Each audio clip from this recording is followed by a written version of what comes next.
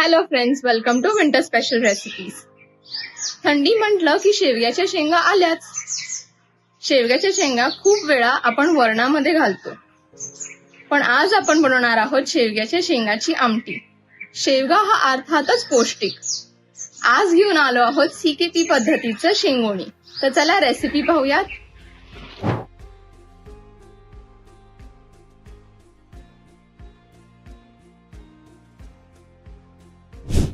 शेवगाच्या शेंगाची आमटी किंवा शेंगोणी बनवण्यासाठी लागणारं साहित्य: शेवगा हा एका साईज मध्ये कट करून घेतला आहे आणि याची वरची सालं काढून घेतलेली आहेत.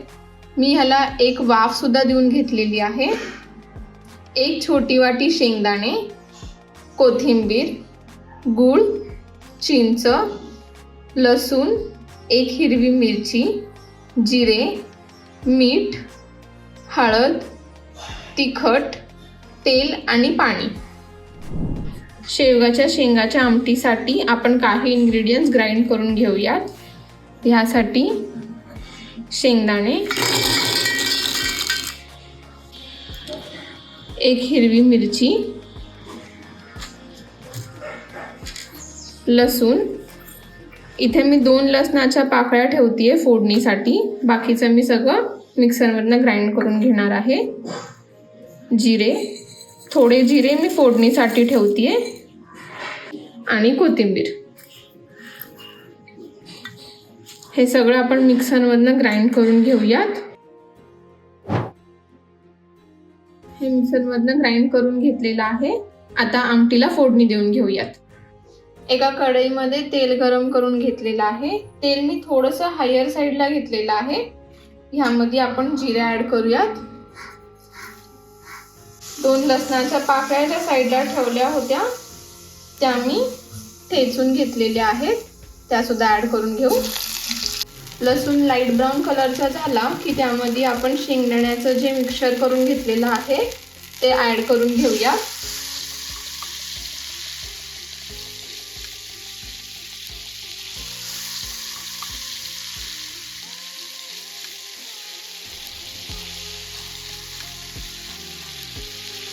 हे साधारण 1-2 मिनिटं परतून घेतल्यावरती आपण ह्यामध्ये मसाले ऍड करून घेऊया. हळद, तिखट,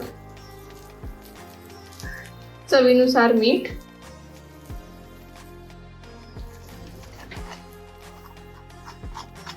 आपण हे जे शेंगदाण्याचं मिक्सर मधनं फिरून घेतलेलं आहे ते खाली भांड्याला लगेच लागतं, म्हणून आपण यामध्ये जास्त तेल ऍड केलं होतं.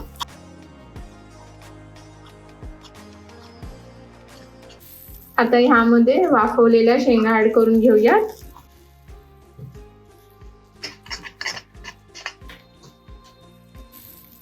पाणी ऍड करून घेऊ.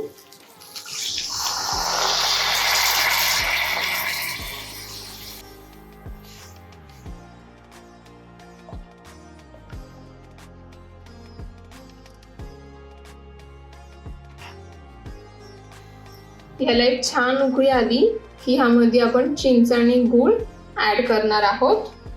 ही आमटी उकळली की उतू जाऊ शकते, म्हणून ही मधून अधून हलवत राहा.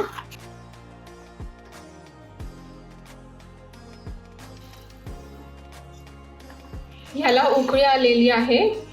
आता ह्यामध्ये गूळ आणि चिंच ऍड करून घेऊयात.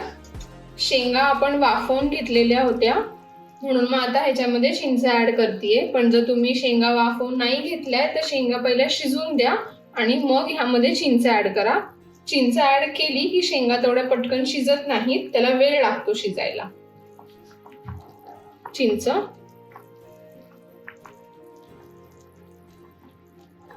गूळ,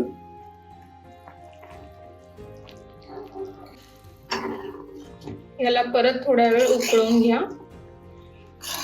काळजी घ्या की हे उतू नको जायला.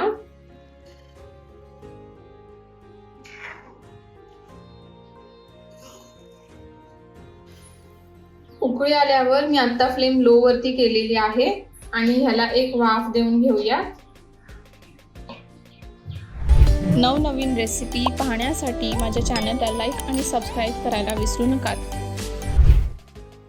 आपण शेवगाची आमटी बनवताना वरती फेस आलेला होता, पण आपण ह्याला वाफ दिल्यानंतर ह्याला एक छान असा क्रीमी टेक्स्चर आलेला आहे